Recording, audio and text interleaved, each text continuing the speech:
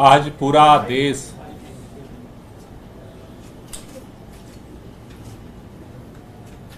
जिस बात का इंतजार कर रहा था, लोकसभा चुनाव जो लोकतंत्र का महापर्व होता है, इस लोकसभा चुनाव के दौरान जिस तरह से 3-3 बार के प्रचंड बहुमत से चुने हुए मुख्यमंत्री को लोकसभा चुनाव में प्रचार से केंद्र की भारतीय जनता पार्टी की मोदी सरकार ने वंचित किया था, आज सर्वोच्च न्यायालय ने इस देश से मोहब्बत करने वाले, संविधान से मोहब्बत करने वाले, लोकतंत्र से मोहब्बत करने वाले के दिलों में एक उम्मीद की किरण जगाई है।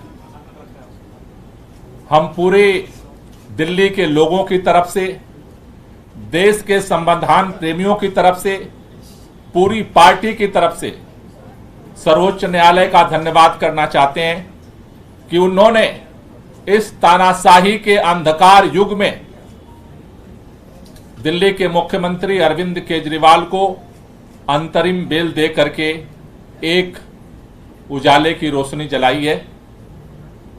आज पूरी दिल्ली ही नहीं, पूरा देश खुश है, इस बात से प्रफुल्लित है कि इन विपरीत परिस्थितियों में भी भारत के अंदर हमारे स्वतंत्रता संग्राम सेनानियों के कुर्बानी के दम पर जो संविधान मिला, लोकतंत्र के जो अलग अलग स्तंभ बने, आज भी इस तानाशाही के अंधकार युग में भी अपनी भूमिका को निभाए हैं। इसके लिए तहे दिल से बहुत बहुत शुक्रिया।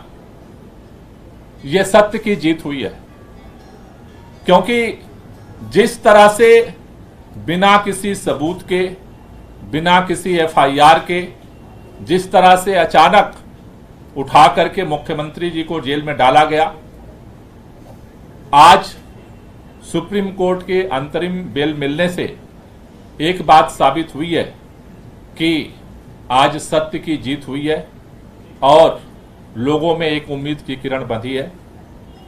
मैं पूरे दिल्ली के लोगों से, देश के लोगों से एक ही बात कहना चाहता हूं कि जो इस देश के अंदर हम सब ने मिलकर के लोकतांत्रिक तरीके से, संवैधानिक तरीके से, वोट की ताकत से इस देश से तानाशाही को खत्म करने का, संविधान को बचाने का, लोकतंत्र को बचाने का जो अभियान चलाया है, अरविंद केजरीवाल जी के बाहर आने से ये और मजबूत होगा।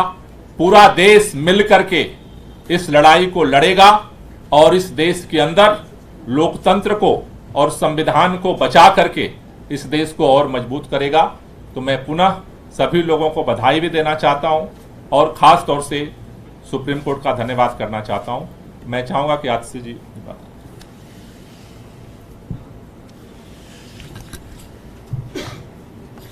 आज जो सुप्रीम कोर्ट का फैसला आया है, इस फैसले से सिर्फ अरविंद केजरीवाल जी को अंतरिम जमानत नहीं मिली है, इस फैसले से सत्य की विजय हुई है, इस फैसले से लोकतंत्र की विजय हुई है, इस फैसले से देश के संविधान की विजय हुई है।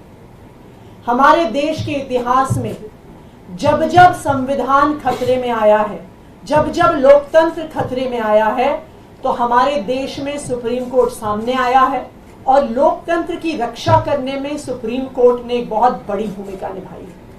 आज भी अरविंद केजरीवाल जी को अंतरिम जमानत देकर, अरविंद केजरीवाल जी को चुनाव में प्रचार में आने के लिए जमानत जो सुप्रीम कोर्ट ने दी है, इस फैसले से लोकतंत्र की रक्षा होगी, क्योंकि इस देश में लोकतंत्र हमारे देश का सबसे बड़ा सिद्धांत है। लोकतंत्र में चुनाव, फ्री एंड फेयर इलेक्शंस हमारे संविधान की नींव है कि हर व्यक्ति को बराबरी का अधिकार है चुनने का। आज इस देश में एक तानाशाही की सरकार है, एक सरकार जो विपक्ष को खत्म करने की कोशिश कर रही है, एक सरकार जो लोकतंत्र को खत्म करने की कोशिश कर रही है और एक सरकार जो आज देश के संविधान को खत्म करने की कोशिश कर रही है। लेकिन इस तानाशाही का अंत होगा और 2024 के ही इस चुनाव में होगा। और मैं एक बार फिर सुप्रीम कोर्ट का धन्यवाद करना चाहती हूं सामने आकर लोकतंत्र को बचाने के लिए। और मैं इस देश के लोगों से अपील करना चाहती हूं कि इस देश को अपने लोकतंत्र को और अपने संविधान को बचाने के लिए ये आखिरी मौका है। इसलिए हम सब की जिम्मेदारी है कि हम सबको मिलकर अपनी वोट की ताकत से इस तानाशाही को खत्म करना है। धन्यवाद। सौरभ,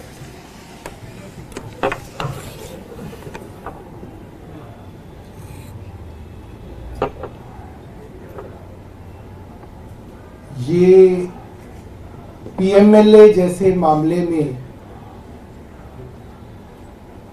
जिसमें केंद्र की पूरी सरकार, उनकी पूरी आर्टिलरी, पूरी मशीनरी एक मुख्यमंत्री को जेल में रखना चाह रही थी,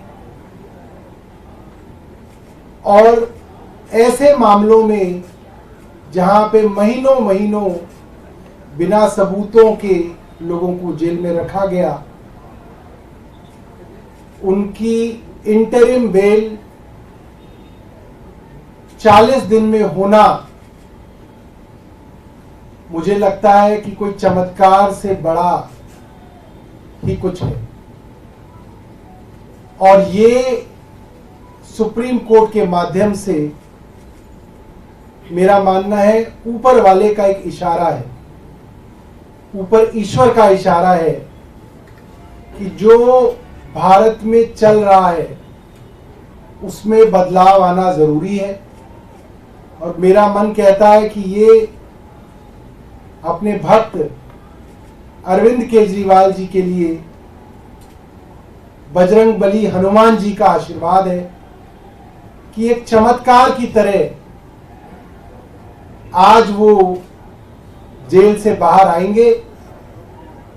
और मुझे लगता है कि इसका बड़ा मकसद है, ये कोई साधारण बात नहीं है, ये बहुत असाधारण बात है जो हो रही है।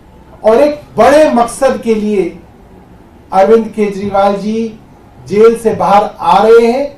और आपको कुछ दिनों के अंदर दिखेगा कि देश के अंदर अब बड़े बदलाव इनकी रिहाई के साथ दिखने लगेंगे। बहुत बहुत धन्यवाद।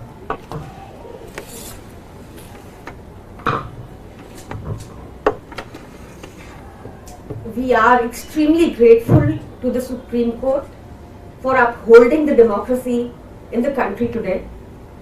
ये जैसा सौरभ भाई ने मुझसे पहले बताया, जैसा आतिशी जी ने मुझसे पहले बताया, जैसा गोपाल सर ने मुझसे पहले बताया, बहुत ही एक्स्ट्रॉर्डनरी सर्कमस्टांसेस में ये बेल ग्रांट हुई है, इंटरिम बेल ग्रांट हुई है। पीएमएलए जैसे संगीन प्रोविजन जहां लगे थे जिसका मकसद ही सिर्फ बयानबाजी के आधार पर, भाजपाइयों की बयानबाजी के आधार पर अरविंद केजरीवाल जी को जेल में डाल कर रखना था, लोकसभा चुनाव से बाहर रखना था।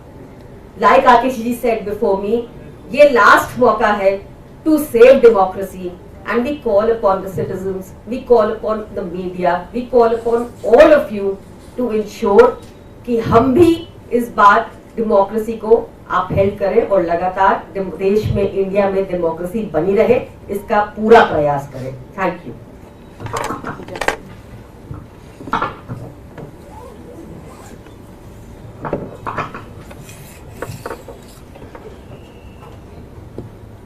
जिस पल का इंतजार देश के करोड़ों लोगों को था, न केवल आम आदमी पार्टी के लाखों करोड़ों कार्यकर्ता, लेकिन देश का जन जन जिस पल के लिए इंतजार कर रहा था कि कब अरविंद केजरीवाल जी, जिन्होंने इस देश को एक ईमानदार राजनीति खड़ा करके दिखाया है, वो जेल से कब रिहा होंगे, वो पल आज आ गया है।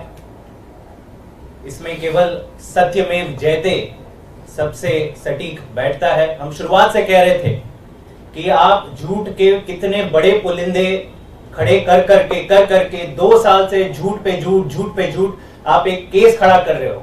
देश के इतिहास में ऐसा कभी नहीं हुआ, इतना बड़ा राजनीतिक षड्यंत्र एक नई पार्टी जिसको भाजपा खुद कहती है सुपारी जितनी पार्टी, लेकिन देश की सभी संस्थाएं, सीबीआई, ईडी, आईटी, सब कुछ आम आदमी पार्टी के पीछे आपने छोड़ दिया। और यह भी देखने को पहली बार मिला देश में कि चुनाव घोषित होने के बाद एक नेशनल पार्टी के मुखिया को, कन्वीनर को आपने कैसे जेल के अंदर डाल डाला।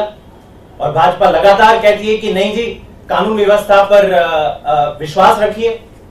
तो आज जो हम पहले से कहते आ रहे हैं कि हमें देश की कानून व्यवस्था पर पूरा विश्वास है, और आज जो फैसला सुप्रीम कोर्ट ने दिया है वो बहुत बड़ा ऐतिहासिक फैसला है। ये संकेत है कि कहीं ना कहीं देश के लोकतंत्र के साथ खिलवाड़ हो रहा है। और अब जितना समय ये 2024 के चुनाव में रह गए हैं, मुझे लगता है सही मायने में आज से 2024 का लोकसभा चुनाव शुरू होगा। और देश की जनता, जहां आम आदमी पार्टी भी नहीं खड़ी रह रही है लेकिन इंडिया गठबंधन का प्रत्याशी खड़ा हो रहा है, देश की जनता अब जाग जाएगी और इंडिया गठबंधन को विजयी बनाएगी। बहुत बहुत धन्यवाद। Thank you.